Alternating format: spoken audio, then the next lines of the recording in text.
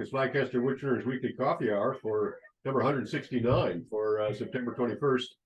Wow. I'm coming to you from home this week. This weekend is the Mid-Atlantic Symposium. How many of you guys are going? Good for you all. I can't go. I've got family from afar coming this weekend. But I got messages last night from Sue Ellen and Neil Turner.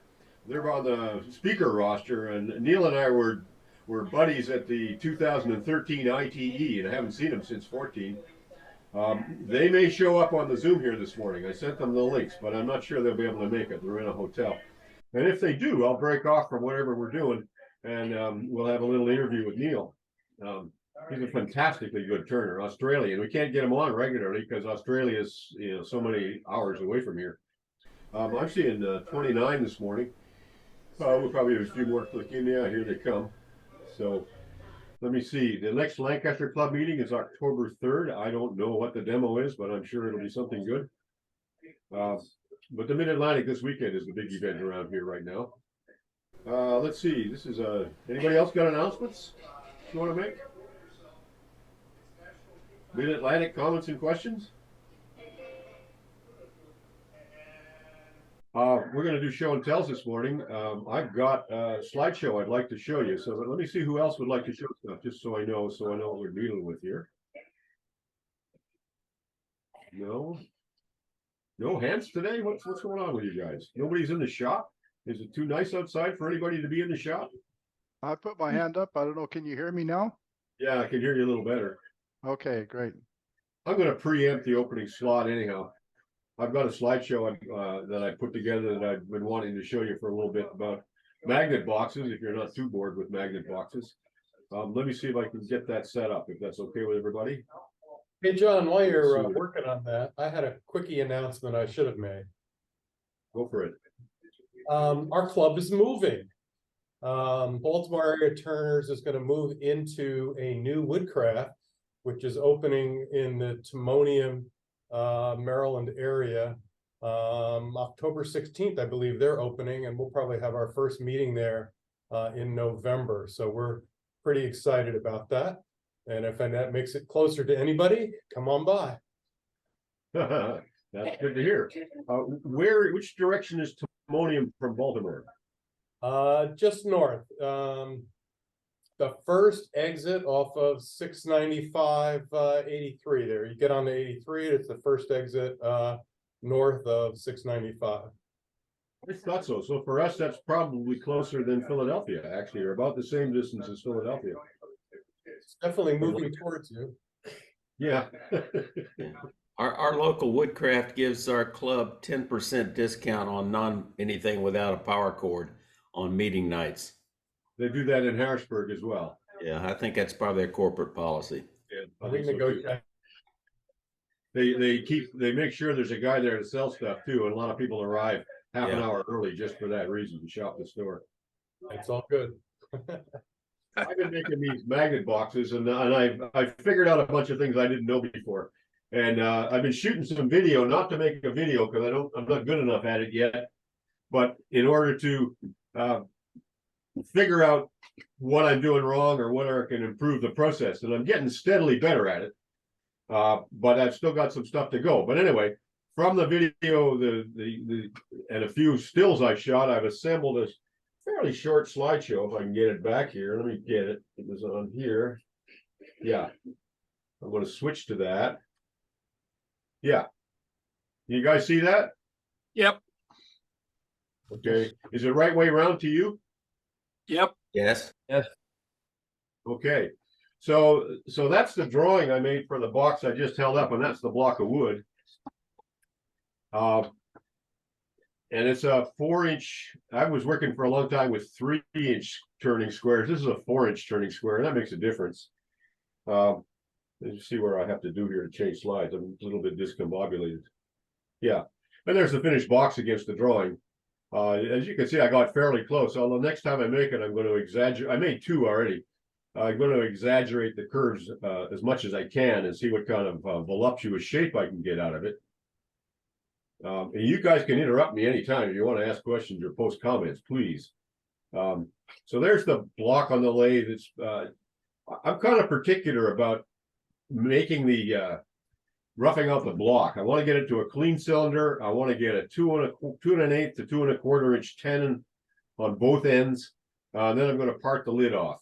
Now this caliper here is one of the cheapo calipers that Barry's been complaining about, and I just got it glued at the 2 1/8. So it's my tenon caliper, and I probably ought to paint it or something so I can easily tell it from the others. But it's such a crappy stamping, it's pretty easy to spot.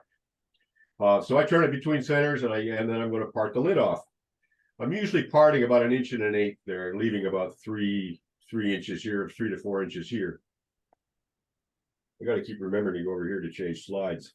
This is now a picture from one of the videos. And I set a divider to where I want to turn I mount the lid in the chuck, and I set a divider to where I want to turn the inside of the lid. And in order to make a more curvy box from the kind I was making before, now that I'm getting the techniques figured out, I'm leaving a 1/2 inch wall in the lid. So that's where I'm setting that divider in the first place. And when I part that lid off, I make a little dimple in the center as part of the parting of the cleanup routine after parting. Now I'm marking the drill bit for how deep I want to go. I've got a 3/8 drill bit mounted in a handle. And I'm just looking at where the depth I want in that lid falls. I'm shooting basically for about 5/8, but I very often just drill it with the gouge, but I equally often use the drill bit in the handle. It just works really well. And in she goes, and you get to drill. You get the center board out, and then in with the gouge. And it doesn't take hardly any time at all to basically excavate that lid. And the same with the box body when I get to that. Now, one of the things that I've been consistently doing wrong, though, is not going deep enough with the gouge. And then I spend a lot of time fussing around with scrapers. And I'm teaching myself to get as real close to finished depths in the first place with the gouge. Make the last cuts really, really slow, and be really careful not to catch the wing in the wall as it comes toward it. And that seems to be pretty efficient. I can get one of them done very, very quickly.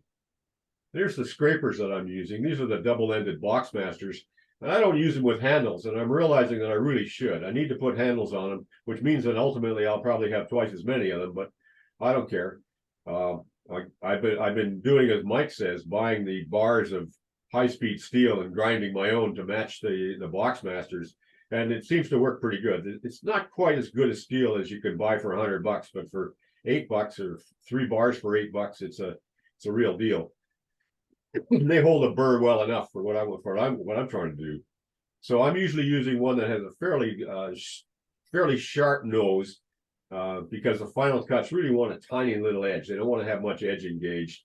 And a broader one, and then one that has a straight angle, a straight cut on it with an angle, and a straight end on it. And that makes a pretty good little set. I probably got about 8 of them, but those are the ones I'm using.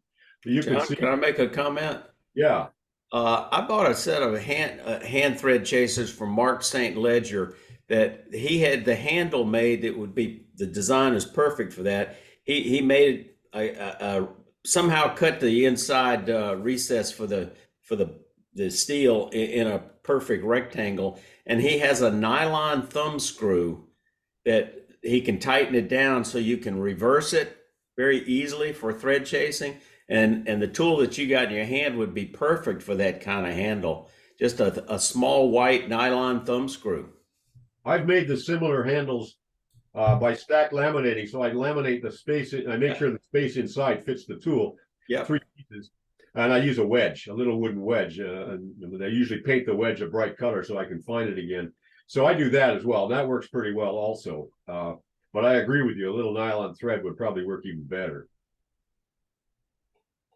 So after I've futzed around with the inside, I'm going to check what I really want is that inside face to be dead parallel to the lathe ways and 5/8 of an inch deep.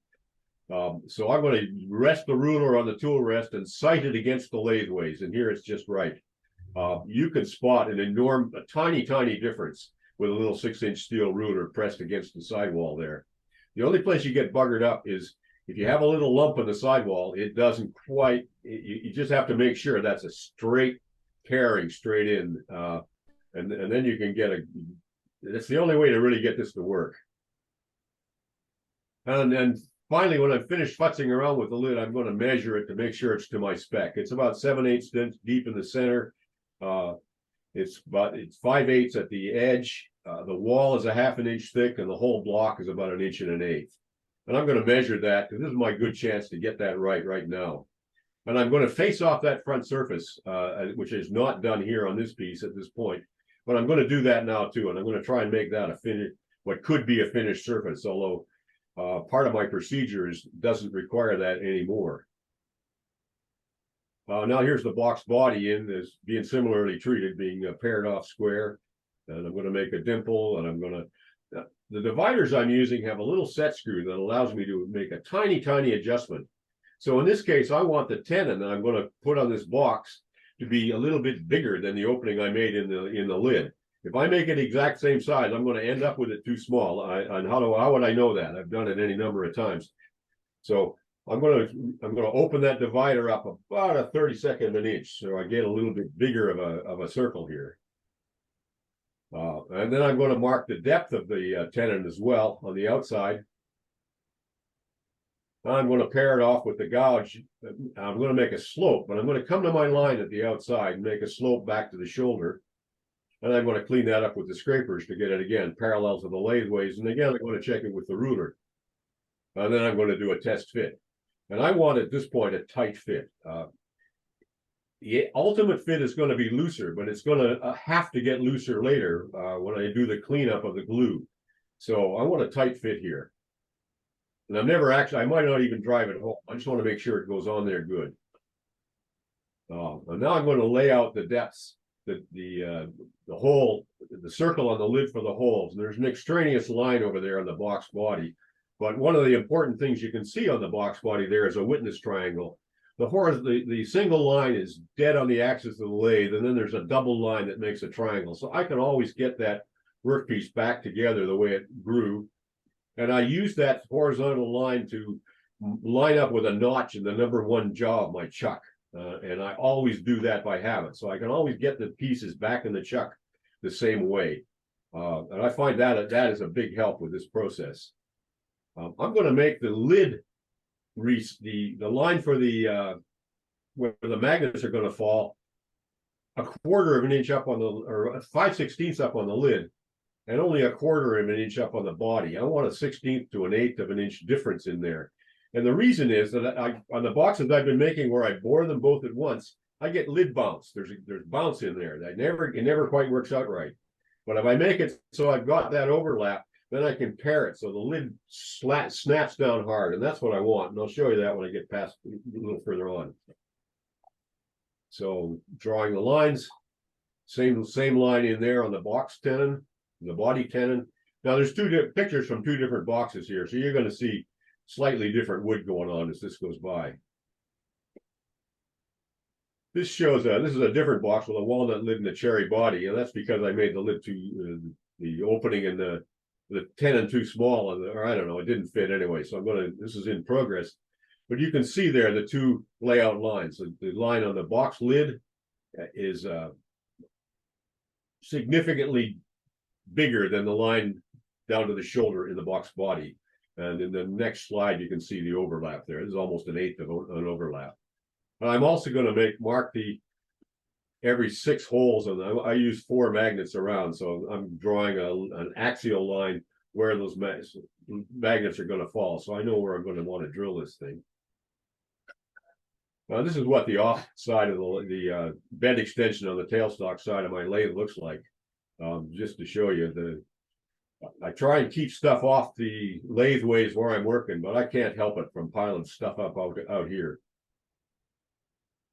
And down on the lower side down here, you can see the box full of negative rake scrapers and the 3/8 inch carbide rod I've been using and the diamond hone that I've been using.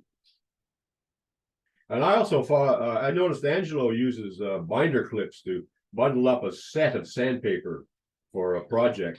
And I use clothespins with a magnet glued on them because I can just hang them on the back of the lathe there. So each of these clothespins has got 120 grit through 400 grit, little wads of sandpaper. And of course, there's always one that's pretty well used and one that's just begun, and there ought to be a new one there waiting to go. this is my drilling rig. This is an old 3/8 inch plug-in drill with an old, what they called a Portaline when I bought it maybe 50 years ago. I noticed on Amazon, I checked on Amazon, they sell all kinds of rigs that do this same thing. The idea here is to turn your gun drill into a portable little drill press. But in this case, I bolted the base of this thing onto a block of wood that is mounted on a one of those platform tool rests. And it just happens so that when the tool rest is down hard, it is dead centered on the lathe axis. So I don't have to worry about vertical orientation, but it's still got yaw side to side. So it can get pretty badly wrong there. And I got to have it moved in the right place up and down the axis. And these really needs to be drilling square to the axis. You can see over there on the chuck, the one of the lid pieces. This is the view right through the thing. You can see the drill bit in there, aimed right at my layout line where I'm going to drill. So I'm going to drill all four. I'm going to drill all four holes in both parts using this apparatus while I have it mounted up. So I'm going to switch from the lid to the box body and readjust that each time for the two pieces. I use a square on the lathe ways to line it up, and I also sight the mounting blocks against the ways of the lathe. And doing that, I can get it pretty square and pretty parallel. And then looking through the hole there and being really careful, I can get the point of the drill right on my layout mark. The only thing that goes wrong is if I'm boring through the lid where it's like a 1/4 inch or a 1/2 inch of wood, if I just lean on that drill and push through, it bangs and it knocks it way off axis. So you got to be kind of careful with the exit and take it slow. And what you can't do is work the drill in and out. You work the drill in and out, you're going to enlarge that hole. I want that hole to be snug to the diameter of the magnet. So after I've done that, I'm going to shape the lid. Before I install any magnets, I'm going to make the shape of the lid on the outside. And I'm going to do the test fit to the body and make sure that's all working up and that the magnets are lining up the way I want them.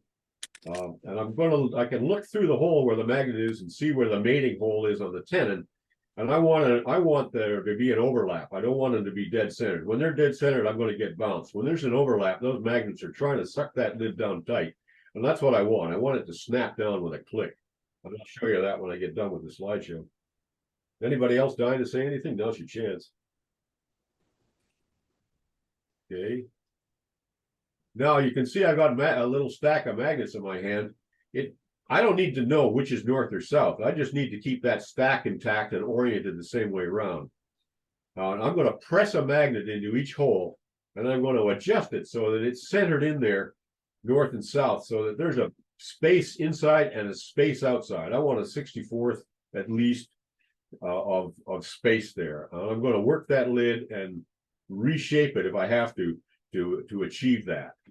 So I don't want the magnet protruding inside and out, but I don't want it to be very far inside the wood either.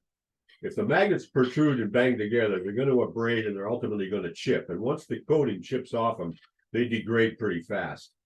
So they really don't want to touch each other. They don't want to touch anything. They want to be locked inside the wood. So I'm going to carefully adjust that with my fingers and a little bamboo skewer to push them up and down to get them in exactly the right place. And then I'm going to put in super glue. Now what I've been doing is medium super glue, and I'm gluing the outside of the top hole and the inside of the bottom hole at the same time. And next one I make, I'm going to change that procedure and put thin super glue first and then thick. I want that magnet glued permanently in that hole and sealed at both ends with super glue. And ultimately, I'm going to cut that, shave that super glue so it's flush with the surface of the wood, so it's smooth to the touch inside and out. And I haven't quite achieved that yet, but that's where I'm going. So there's a glue drool after a magnet's been installed in there, and that always happens. And then for that reason, I don't finish turning or sanding before I install the magnets. I wait until after I've installed the magnets, and now I can shave that glue off and get to my final shape and pair of whatever glue is in that hole level with the surface of the wood. That's what I'm after. So here I'm doing that on the lid. And now next is to shape the body. and hollow the body and shape it inside and out, and it's just regular wood turning, which I do almost entirely with a ladyfinger gouge. It's a, I don't know, probably a 1/2 inch gouge. It's, I guess it's not shaped like a bowl gouge, and it's not shaped like a spindle gouge. It's a, what I think of as a, maybe it's a detail gouge. I don't know, but I use that gouge for almost everything. I've got 2 of them. And here's installing the magnets the same on the outside. The thing here is you pick up the stack of magnets, find the other part, and make sure the magnets are going to stick to that so that they're oriented the same way, and then you're good to go. Never rotate that stack. If you rotate the stack, you'll wind up with like poles, and they will repel. You want opposite poles. As long as they stick together, that's what you're going to get. So now this is my chance to test fit the box and look at it. I got the magnets installed. I got both pieces still with tenons on them, so I can look at the shape, and if I want to change anything, now's my chance to do it. And then I'm going to take the tenon off here and make the top of the lid. And I'm going to do the same on the base. Now you can see there, I'm chucking this base by the tenon. So I've got it wrapped in 3 wraps of electrical tape, which I learned from John Jordan. And I use electrical tape colored to match the wood, because you'll often get a little, if you use black electrical tape, you'll get a black ding in the wood, and you have to sand that out. If I use yellow electrical tape, if it makes a ding, you'll never see it. And I'll bring the tailstock up to pare most of that tenon off, because I don't want to yank that out of the chuck. If I do, it's probably going to I'm probably going to lose the box. So as I say, I'll keep the tailstock in place, pare that tenon off, and make a foot on the box. And there's the finished box. I think that looks pretty good. I kind of like that. And there's the lid, box open. Now that's a waterlocks finish, and there's a close-up of the magnets. And as you can see, my gluing is not leaving me with a perfect glassy surface there. I got it pretty good on the lid piece there, but I didn't get it on the body. And that's my next innovation, or my next work, is to get that sorted out. So I get a really clean filled super glue. And I've been using Starbond. I gave up on using the El Cheapo glue from Harbor Freight. The Starbond is much harder. And I use a little pump oiler for spraying the accelerator. So that seems to be working pretty good as well. But now I got to get it so I really get those recesses filled to the surface and then paired flush. So that it's smooth to the touch on both sides, inside and out. That's what I'm heading for. There's a box made from a 3-inch blank alongside a 4-inch blank. The 3H one is, I think, Maruto, which is Brazilian or Bolivian rosewood. I'm not even sure. Or Bolivian chestnut. I'm not sure which it is. But I'm really surprised by this ultimate size difference in the boxes from a 3-inch turning square and a 4-inch turning square. I didn't, you don't think about it. When you think about it, though, the 4-inch by 4x4 is 64 cubic inches, and 3x3x3 is 27 cubic inches. So kind of makes sense what you're going to get there. What size are those magnets? They're really small. I'm going to get to that in just a second here. Let me just get my cameras back right. Yeah. This is here is an example. Let's see. Can I get this in the? Here we are. I'm working with a camera that I can't. There I am. This is $70 worth of magnets. There's 64 in each bag. This bag is a 1/4 inch long by 3/16 in diameter, and this bag is a 1/4 inch in diameter by 3/16 long. So they're kind of inverse, one and the other. Each box uses 8 magnets. Some boxes use 12 magnets. I've even made some that use 16 magnets. So it doesn't take long to go through 64 magnets. There's 2 grades of magnets. There's N52s and N42s of these, what do you call them anyway? Rare earth magnets. The 52s are 20% stronger and 20% more expensive. And in this particular group are the more expensive ones. One guy in the comments on YouTube told me that there's entirely another grade of these magnets that is more durable and less susceptible to corrosion if they get chipped. And I looked them up, and they're about 4 or 5 times more expensive. So I'm not going to go there. That's just too much go. Already, it's like, this is I don't know what these weigh, but this is 128 magnets for $70. It's not very much each, but it mounts up pretty fast. Does that answer your question, Ken? What size? Yeah, that's perfect. Thank you. Sometimes I use 1/8 inch magnets on small boxes, but they don't pull enough. I want these things to snap down hard. When I open that and put it on, I want it to click, and I don't want any lid bounce. That's why I'm doing the 2 settings, so that the magnet here is continuing to try and pull itself down to the box when it's fully seated. If I don't do that, I get what I have over in this one here. There's a certain amount of lid bounce. I don't know if you can see it, but it'll snap down, but it doesn't make the same satisfying click. And when I go like this, it rattles. So I don't like that. I don't want that. I want this to be a tight little puppy, so that when it's closed, it's closed. If that food goes in your suitcase or your bag or the cat knocks it off the counter, whatever's in there is not going to spill out. I use these for everything. I got paper clips in them. I got because I have a lot of meds. I got all the meds in them. I got to use them. They're all over the house. So 4 magnets is kind of optimum. 5 is too many. 3 is too few. 5 is hard to get with a 24 dividing wheel on the lathe. 3 is too few. It wobbles. 6 is too many. It's too tight. 4 seems optimum to me, and that's where I've kind of settled on 4. That's actually 8 magnets, 4 in the lid and 4 in the body. Does that make sense? I can't Yep, quite. absolutely. Yeah. This is the design I was making before. And I knew when I was making these, and this was, a very simple design, but what I was trying to do is get figured out the basic mechanics here. And as you can see in this one, I got it wrong. The bead is on the box body, and as Mike has pointed out, it's much nicer if the bead is on the lid. But anyway, this is a nice little box. This is Cocobolo, and I hope it stays its color. Of course it won't, but it's pretty pretty anyhow. And as you can see, you can do in doing the technique I'm using, you can line that figure up pretty good when you get it right. It does not line up pretty good in this one because I did the lid this way and then I did the box this way, and those are mirror images. You got to do them oriented the same way in the layout, or else you get them out of phase. So correctly, that would line up dead on like that. And it's quarter turn off or 1/8 of a turn off. Hey, nobody's going to know that but me. So let me see. Anything else I wanted to show you there? I think that is all of it. So I'm going to go back to a regular camera here, I think. John, I have a question for you. Yeah. So your boxes are not what I would call airtight. Do you know what I mean by like the kind when you lift it, let it sit on, it goes. No, you can't do that with magnet boxes. If you do that with a magnet box, they are not going to work. There has to be some play in there for the magnets to work. Otherwise, the magnets can't overpower the friction of the suction fit.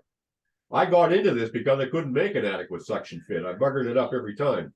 So magnets was a way to get a good tight fitting box that did not require me to make a suction fit.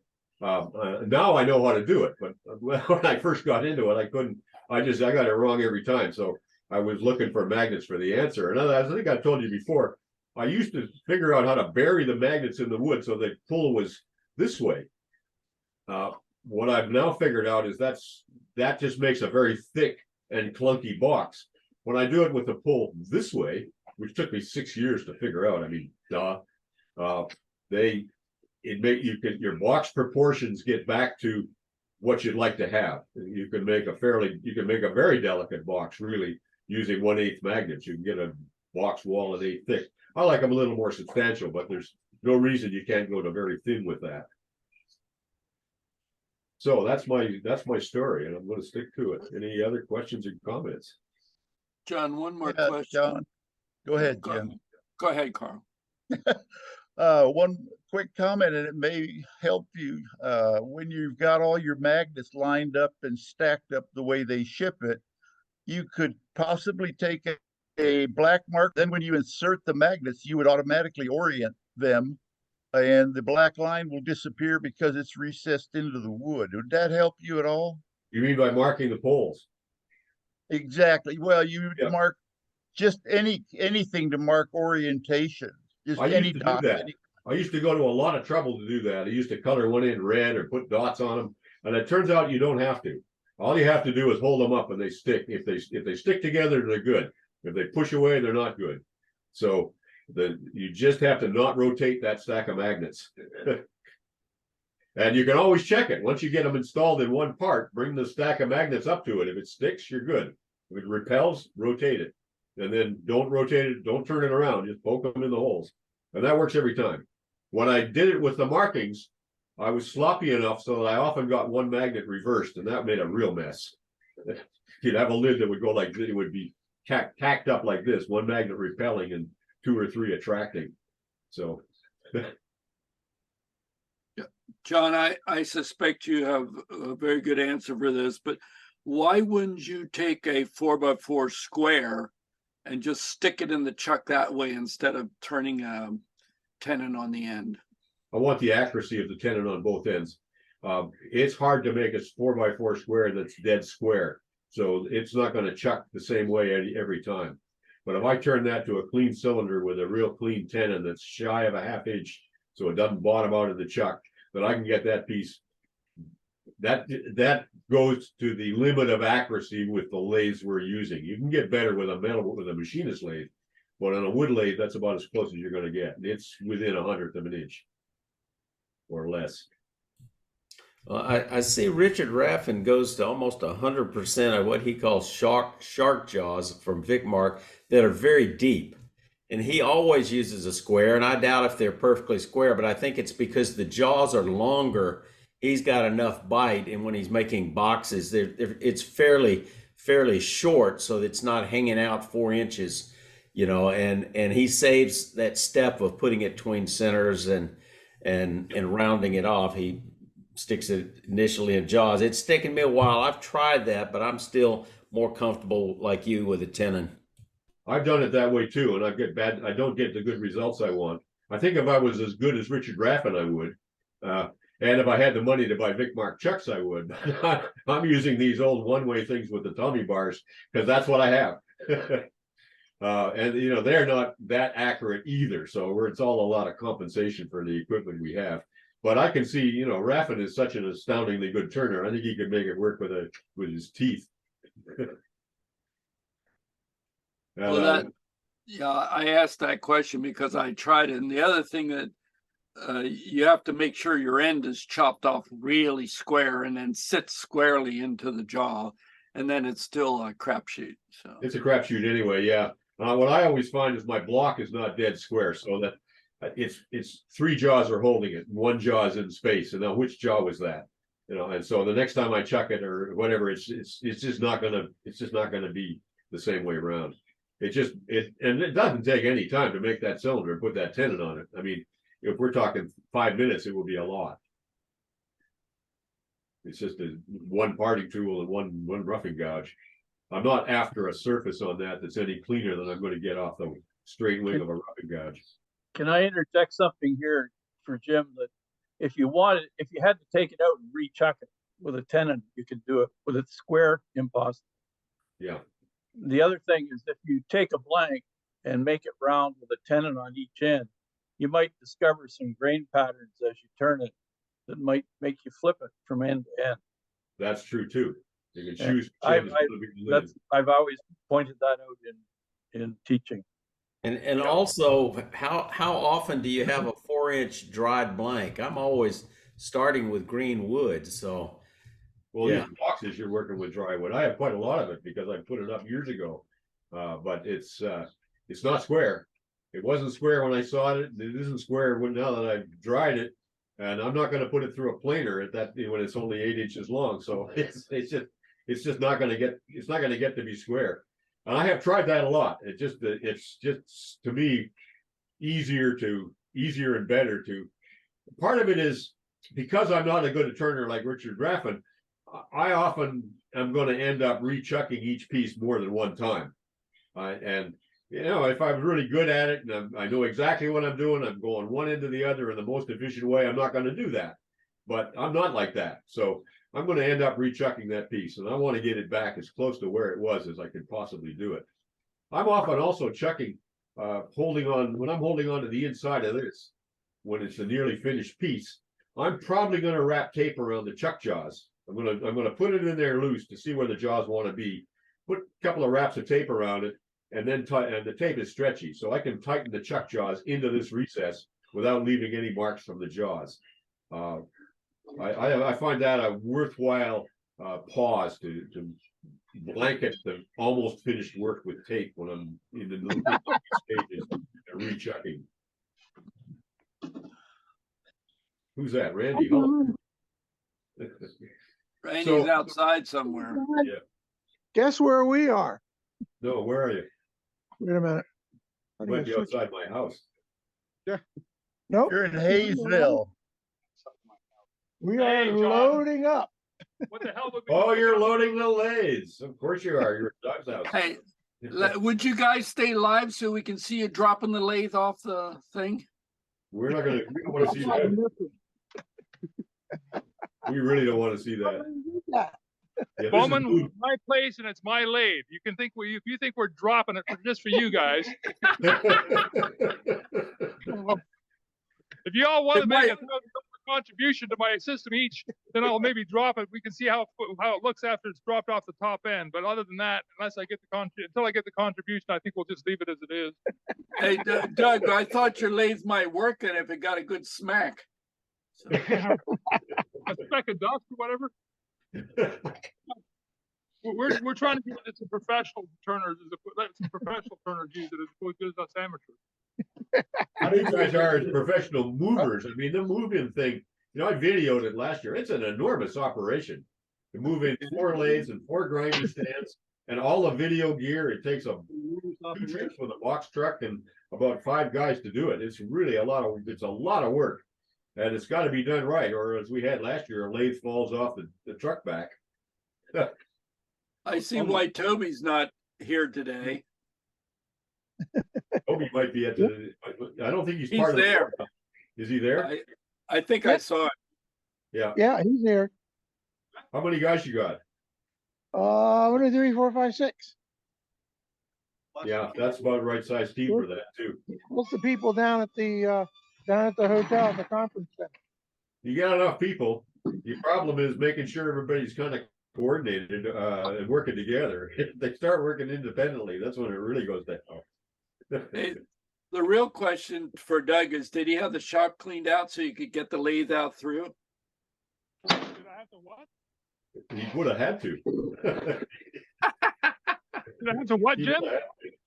Did you have the shop cleaned out so they could get the lathe out?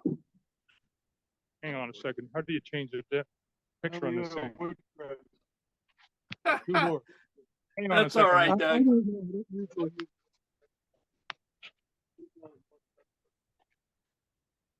What do you think? Yeah. Oh my gosh, I've never seen it like that. Does it have a floor in there? Yeah. Yeah.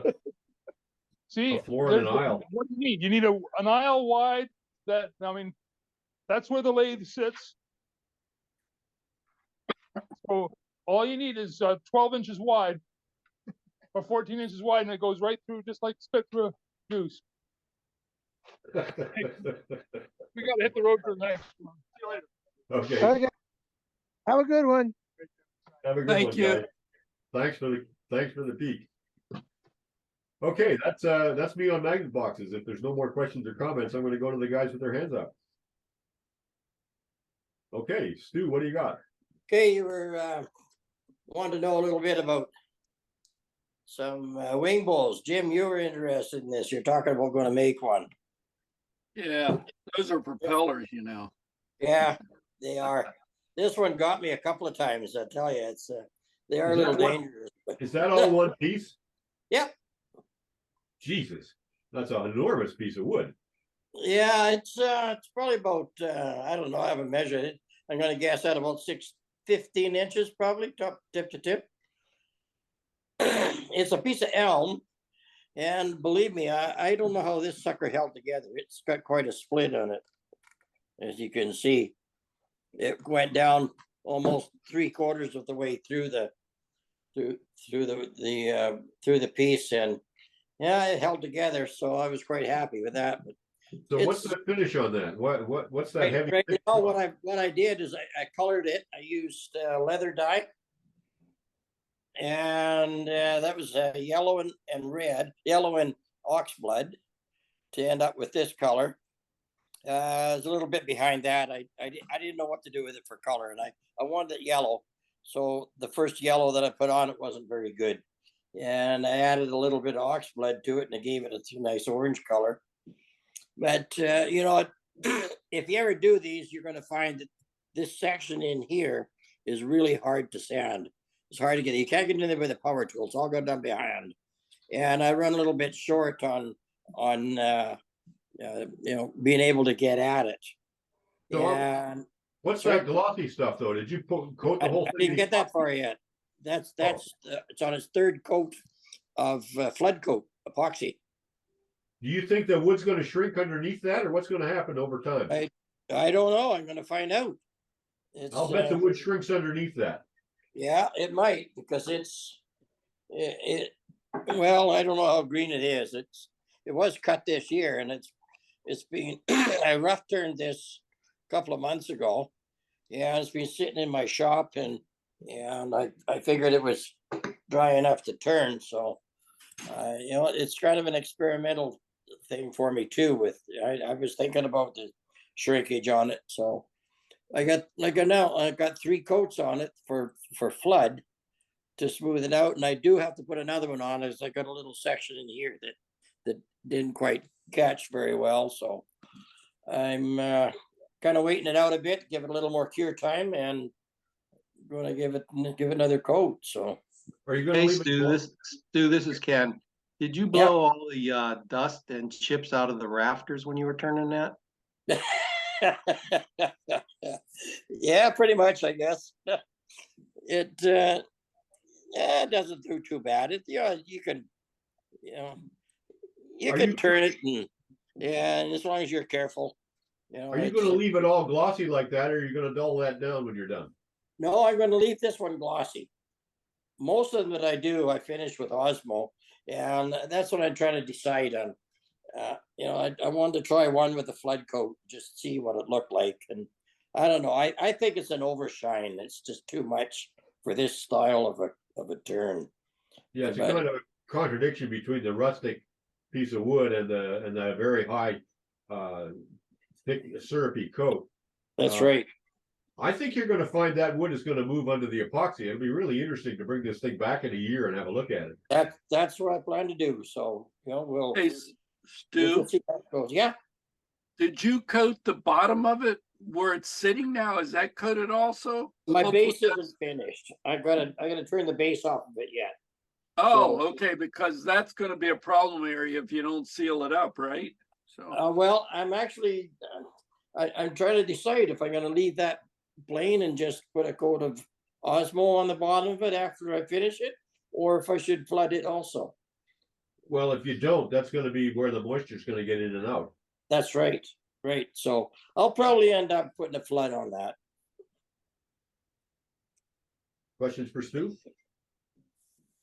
I do have a few pictures. I'm going to try, if I could, I'll try and do a share my screen with you if I can. And see here.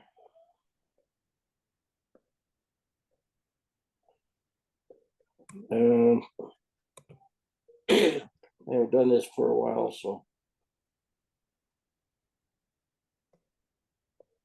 Let's leave that for another time. I don't think I've got one. A nice piece of walnut you got that sitting on as well. That's not walnut. That's my table in my office. That's the California redwood. California redwood. Well, pretty piece of wood, anyhow. Oh, it's beautiful. That's my table that I did. Yeah. Epoxy table. Nice. Thank you, Stu. We'll take your share. We'll take your slides another time. Yeah, I'll see if I can figure out what happened here. Okay. Okay, I'm going to go to Mark Skinner, and then I'm going to wrap up with Bert. What do you got, Mark? Just a couple lidded boxes. Show us. Share a screen here. When do you guys return to Maryland? Middle of October. So just been having some fun playing with lidded boxes. The blanks are 3-inch square by usually 4.5 long or so. Walnut on the left, cherry on the right. Have a lot of fun inlaying them with synthetic opal. Let's see. Is that also bedded in epoxy, that opal? It's bedded in acrylic. And the acrylic is really nice because it sets with UV in less than a minute. You put it out in the sun for about 3 minutes, and you put it back on the lathe and turn it. Huh. Interesting. Nice stuff.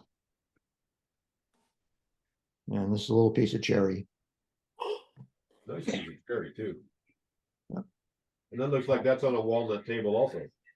No, it's a cherry table. It's the table I showed last week, I think, that or a couple weeks ago, that I made from wood that we cut on our property in Maryland. Have you got a picture of those open? 20 inches wide by 5 feet. Pardon me? You have a picture of the box open? No, I didn't, but let me grab it here and I can try and kill my share and I'll try and hold it up. Which one do you want to see? Either one. Okay, hang on. I just want to see how you're handling both the here. inside and the.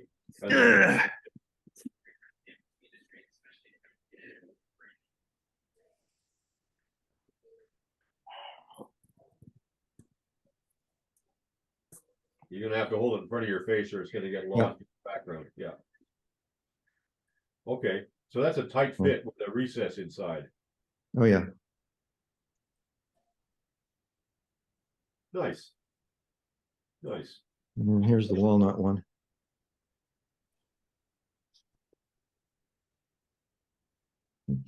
Now, when you've made boxes like that, do you think that's going to stay around, or is that going to go a little bit oval as the wood continues to acclimatize? I've got some that are a couple years old, and the fit's still pretty much the same. So good. Yeah. And what's the finish? It's triple E, and then Mylons, so shellac-based finish. Nice. Yeah. Thank you. Questions for Mark? Very nice. Thanks. Okay, thank you, Mark. Yeah. Thank you, John. Mr. Bert. Your mic is Sure, I off. should be unmuted now. Yeah, you're good. Okay. We were talking earlier about sound systems and whatever, and I found this little device. I'll stick it in the share or the chat. This is a media player. And I got something on my screen here. This is a little media player, and I attach it to my ATEM, and everything in that box, that little Pelican box has my ATEM, it has the media player, it has all the power supplies I need. When I did a demo, I took this box, it had my cameras, my wires, and everything I needed to run a show. And this little media player on the top is I was talking with Don earlier, so now I'm running the media player, and I can use a remote control. Now, what is it playing? Slides or sounds? Well, it'll slide. It'll show slides, movies, pictures, whatever you want, and you just change the pictures by using the little remote. So it's a memory full of that.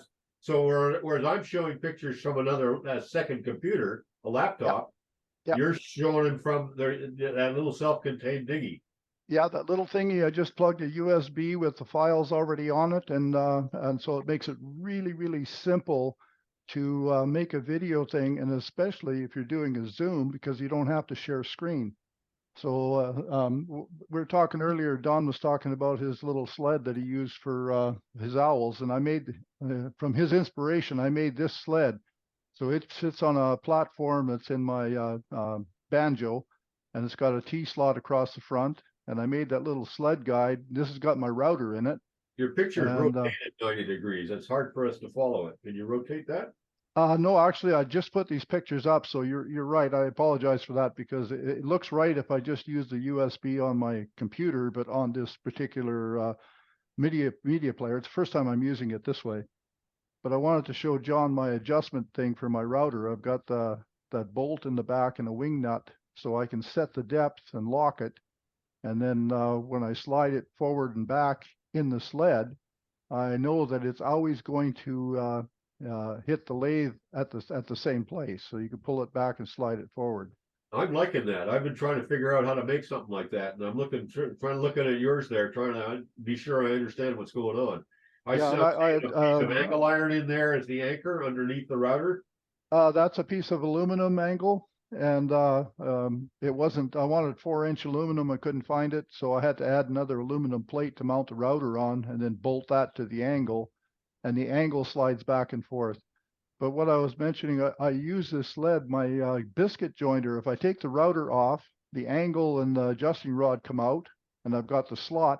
I put my biscuit jointer in that slot, and it exactly fits. I fitted the slides, the outside slides, to my biscuit jointer, and then when I made my router sled, I made sure the aluminum was the right width to fit in the slide. So now I've got a dual purpose device now. I can I needed something to run my biscuit jointer, and I have to thank Don for the inspiration to actually put the damn thing together. I'm liking that adjustment apparatus. I was trying to design something like that and couldn't figure it out. Now that little media player you're using, what did that cost? I think it cost me I think it probably cost me $30 or something like that on Amazon. Really? Yeah, I was amazed at how cheap it was, and I bought it because when I was doing a demonstration, I didn't want to have to use a whole bunch of things on the ATEM and you know to show slides and all of that. I was looking for a simple way, and this thing has an HDMI output, so I hooked it up, and I had the little remote. You have to be able to see the screen, so I've got multi-view on my display. But if you can see the screen, the output of your ATEM, then you can just use the remote control and switch whatever pictures or launch. You know, if you wanted to launch a video, you can launch a video, and you don't have. I mean, it's another piece of electronics, but it made it so simple. Somebody could make it, put it on a USB stick, plug it in, and like I say, when I go to a demonstration, there's my complete rig. I have this little box, and it has all the electronics that I can. When I went to Calgary, all they did was took their HDMI cable to their projection equipment, plugged it into my ATEM, and I had total control of the whole display. And it's all in one little box. So what would you have to do to rotate those slides? Just by way of it. I just have to rotate the slides in the on the file. I just moved the slides over here like 5 minutes before the meeting, so I didn't even have a chance to look at it until we had the meeting. So you're right. That's I mean that's just one of those little things I'm learning. This is it's a great tool, and yeah. But you can't do that inside that little Dewey. You have to do that before you load them in there. That's right. Or yeah, all this is a media player. So you make your video and whatever, and put this in, and then it just runs. It just displays video. So it's a dumb machine. You do the work on the computer first, get ready, and then when you take it to a display, or like right now, I'm able to do it on Zoom without having to go share screen. I just go to, I've got this plugged into camera 4, so I just hit camera 4, and then I can just click through the pictures. And for me, it dumbed it down. The clicker comes with as part of it, right? That's right. Yeah, it comes with it. So the clicker, what does the clicker have to look at? Well, I think it's RF infrared to the little media player, right? Yeah, it's well, let's see. I don't know if it has to be line of sight. And I know it's in the box. No, it's not line of sight. It must be. Usually they are line of sight, but I don't know. Yeah. And well, it can't see it, and it's working. So I don't know that part of the technology. It just made it really handy. You could walk around in. You're not tied to anything. You could, if somebody else had a demonstration they wanted to go, you could hand them the remote, and they could control their pictures. And it's kind of made it simpler. A little bit more confusing for me to get it set up, but once it's set up, it just works. It's plug and play. So it took me a little while to figure out how to do it, but once I got it done, it's just plug and play. I Once the think I do input it the same connected. way John does with a second PC and a slideshow or whatever running through that, outputting to a piece of the ATEM, which is the same thing you're doing. But I guess the nice thing about what you've got, if someone hands you just a memory stick, you should be able to plug it into that and use it without a PC. So that's very attractive, actually. I like that. Well, idea. that's why I picked it up and tried it, because it was just one of those things where we ran into that exact same thing where somebody had video, it's on their computer, great, plug it in. However, not everybody would bring their computer all the time. So this way they just put it on a stick, and it just made it simple. I mean, it's a little pre-planning for doing the presentation, but for the ones that are going to be running the ATEM anyhow, it's not that big of a stretch to go from running an ATEM to plugging a USB, because it just plugs into the input and the little remote. It's like running a television. I did a remote demo, a remote event recently where I had to take 2 laptops to do the same thing. I don't really want to do that. One laptop ought to be plenty. So that's exactly what I was running into as well. And so a lot of times I'll put the output of the ATEM through the USB-C into my computer, and then I'll record on the computer. That's exactly what I'm doing here. And then this media thing, I can run an input. So anything that goes through the ATEM would automatically get recorded on one computer. I didn't need 2 computers. And I did like you did, where sometimes you have to have 2 computers, but that gets way too confusing. This is just simple. You plug it in and it works. The downside is it's a piece of electronics. If it fails, well, it fails. But I haven't had it fail yet. And it just works. I mean, it made it simple for doing, especially for doing club displays. Everything in that box, we'll plug it in. Somebody hands me a USB. Bingo, we're in business. I could have used that for my demo last night, Bert, where we didn't broadcast it, but they didn't have a PC. They just had the camera, but you know, the club had an ATEM Mini, so that would have worked out perfect. Could you hold it up again so we can see, try to figure out the model number? I've done a search on Amazon. I put it in the chat. Yeah, they've got lots of different models, and I didn't see that particular one that had a remote. Okay, this one's called an HD Media Player Mini 1080. I don't know if you can see that. I can see that, yeah. We got Okay, that. like So I'm thinking, see, our club setup uses a desktop computer and a laptop, and the purpose of the laptop is showing slides and videos, and they're both Windows 10. So within 2 years, we're going to need to replace them both. They're used units anyhow, but with that, we would only need to replace the computer and use that for the second input. That is a brilliant solution. Well, that's why I thought I should just mention it, because it's just one of those things. And like I say, when I'm doing a demonstration now, I've got my box down to, that's just the box only weighs like 20 pounds, and it has all the electronics and all the cables. When I go to a site, if they've got HDMI cameras, we just plug them in. Or if I bring my cameras, I just plug my cameras in. So everything's self-contained and simpler. It took me a while to get there. I also use my Raspberry Pi, so I have a remote control of the camera of the ATEM. So like you can see me on my desk here. I go, I don't know if you can see it. The Raspberry Pi would drive me crazy. That would be the end of the line for me. But the beauty of it is once it's set up, once this is set up, this thing is so simple. I've never touched it. Like once you get all the buttons, where the hell is the camera? Yeah, well, that's the part I don't want to go through. Yeah, is the setup. Yeah, I think I found that model number, Bert, and I put it in the chat. Cool. What's that? Okay. I think I found that model number on Amazon and put it in the chat. Yeah. All right. Okay, great. That's fantastic. Yeah, they're like I say, they may not be the answer for everybody, but it's a niche, right? If somebody has a whole bunch of pictures on a stick, you can just plug it in and go. You don't need a computer. Anyway, that's all I had. I think this could be useful even just with audio, Bert. We bought I forget the name of them, the conference room speakers, but they're USB, and we really want to integrate them to an ATEM, so you could feed a conference speaker through this thing into the ATEM. Oh, absolutely. There is one setting on, like I'm showing videos or pictures right now, but one of the things is a music setting. So it's Yeah. designed to take an audio input. I never thought about that, but that's an excellent idea. A And I person just could take a looking at it USB on my microphone. iPad here, because that's a problem. We bought the conference room speakers, but input mics, but we can't really use them because we don't want to go to a USB input on the computer. We want it part of the Zoom. Right. So, Bert, one more question. Does that media player play PDF files as well, or PowerPoint presentations?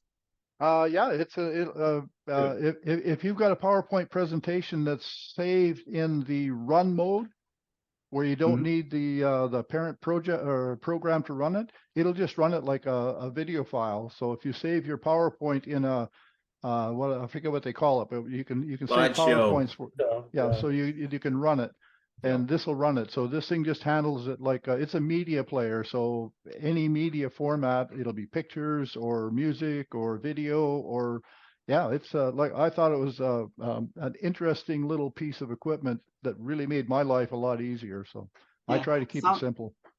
Sounds good. Does it have? Does it need to have an external power supply? Yes, it does. Yes, it needs to be powered. Okay.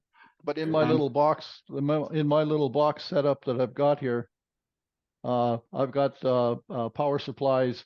I run 100. The box actually, I just plug the box in on the outside, and I've got power supply inside and USB power on a brick, and all the power I need is in the box, and I just plug the box in. Yeah. Okay. I built the box. I built the box. You can buy them with an external plug-in, but I built the box. I had the box. I put the plug-ins on and mounted all my stuff, and it just made it simple to carry it around. I hated carrying all these wires and everything in multiple bags, and so this little box is the godsend. Okay. Yeah. Thanks a lot.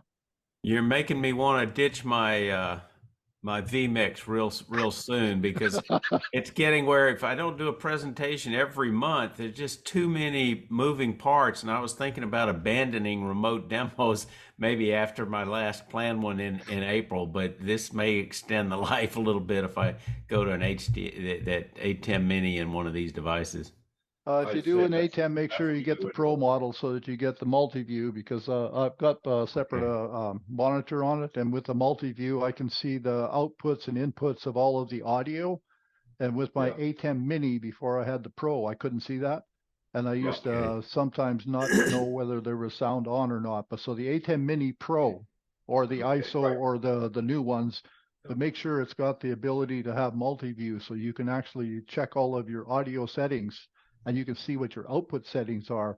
And I'm not that technical, but I'll tell you, I sure like that. It took me a while to learn it, but boy, does it ever make life easy. We switched the club over to the Mini Pro, and I'm using the Mini here at home. I bought it from the club, but it does not have the multi-view, and I think it's the only one that doesn't. The Mini Pro with the multi-view is only $300.